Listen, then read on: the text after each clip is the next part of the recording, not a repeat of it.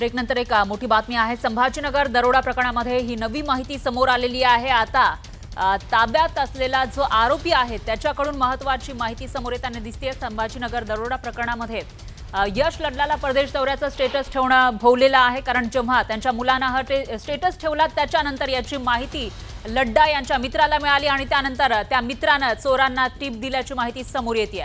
तर ताब्यात असलेला आरोपी महेश बोराडे हा लड्डा यांचा मुलगा यश लड्डा याचा मित्र आहे।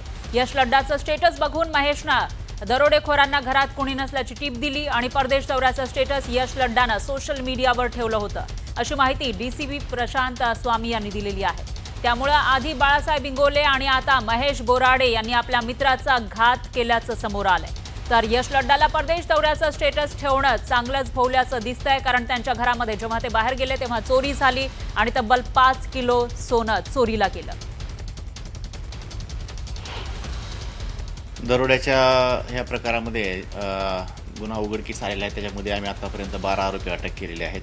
दरोडा टाकणारे आरोपी अटक झाले आहेत। त्याच्यामध्ये ज्या आरोपींनी कट केला, प्लॅन रचला, ज्यांनी इन्फॉर्मेशन दिली ते सुद्धा आरोपी अटक केलेले आहेत। याच्यामध्ये जो सुरेश गंगणे म्हणून आरोपी होता त्याची पत्नी आणि त्याचा सासरा यांना पण अटक केलेली आहे। त्यांच्याकडून रक्कम पण रिकव्हर केलेली आहे आणि सोन्याच्या बाबतीमध्ये आमचा अधिक तपास सुरू आहे।